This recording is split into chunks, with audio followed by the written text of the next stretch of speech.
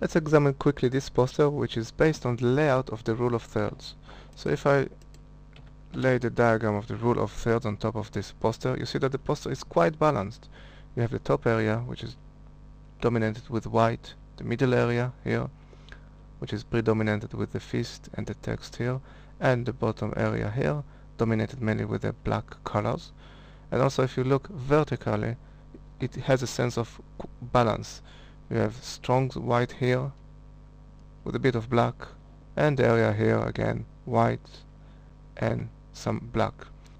And you have a central area with a dominant hand, give you a sense that this is the center third of the image. So there's a sense that this poster is balanced.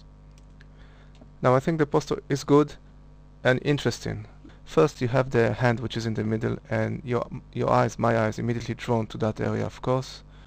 The center of the image with the fist held strongly against red color, very interesting red color.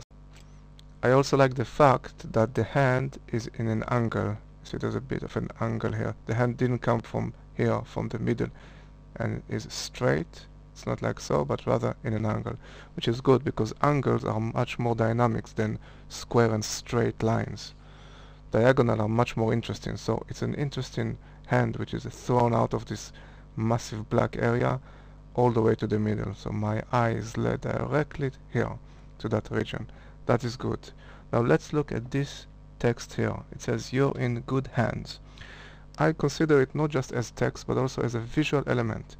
This has shapes. You see, letters have shapes. It's like a little black strip, like a decorated strip of black color. Just try not to read it as text but to read it as an image. In first glance, when I look at this poster, I see images. Before I can read the text, I see blobs of black. Now, if we look at it as a graphical element, I think the positioning of this line could be placed elsewhere. The position here is not good, because it looks like a lonely island. Look, there is a little line of black here, a little element of black here, in amidst this huge sea of white around it, you see? It's like this little thing that tried to shout and tried to grab my attention. It's like a separate entity. Now I'm going to show you something. I'm going to delete this line, like so, and look at the poster now. Beautiful. It is much better now. There's a strong hand here. Nothing jumps to my eyes on the left because I've removed it. Let's look at it now.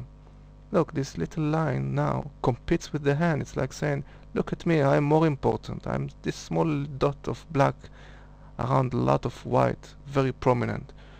But I want to tell it, you're not the most important thing. The most important is the hand, of course.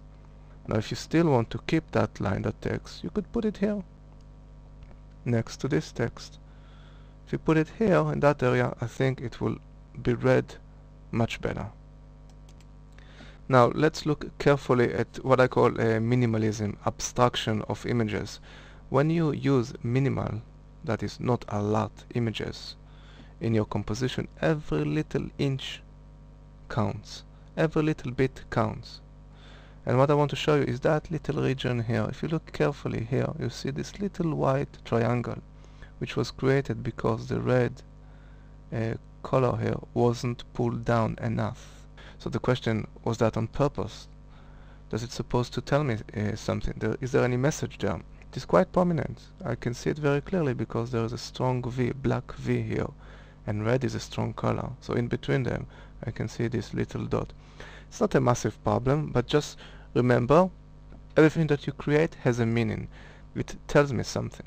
Because there are not many graphical elements in this composition, I mean, it's mostly white and black. It's very minimal. Every single inch counts. Now another note about the text here, guiding hand. You could consider sometime to use white color for the text. So in this case, this 80% black doesn't show well on red. If it was white, if the font color would be white, it will show much better. Now the last thing I want to consider in this poster is the use of colors. As you know, each color represents something. Red is a very strong color. It represents blood, livelihood. They say that red is a color that will jump into your eyes, so it's very strong on the paper. You would see it immediately. Compared to blue, which is the color of the sky, so it goes back. It's a calm color. It's a color of something which is cold. So it recedes back, and it's good that the color appears here behind the yellow and the green, because it does recede backwards. We have yellow here, which also represents vitality and a lot of energy, the color of the sun, and green, which is again calm color, the color of nature. So the combination of colors, the way they stand next to each other, also represents something. If you use red color against black, this is a very strong contrast. Especially so when the black here is this little big dot of a fist, you know, with the shape of V in this quite crude cut in here. It's kind of a feeling of a revolution that comes from red against black. This is not good or bad, this is just things to consider and to try out when you compose your poster. So in all, very interesting poster, good layout, good use of the rule of thirds. Remember that white is also a color, it's an empty space, negative space, but it says a lot. Also remember that text, sentences have shapes and colors. They are graphical element, and you want this element to support the other graphical element in the composition, not to compete with it. So it's good to consider where you put your text. And we want to remember that, as you know, colors have meaning. Some colors go forward, like red and yellow. Some colors go back, they recede, like cold color, blue. So it's a good idea to consider where we put them in relation to each others.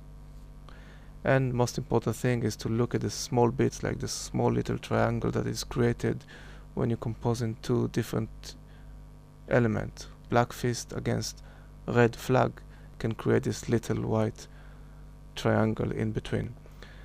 As a general rule, it is always a good idea to let it go a bit, give yourself a break, you know, let your design rest for half a day and then come back to it with fresh eyes. In all, very good work, well done.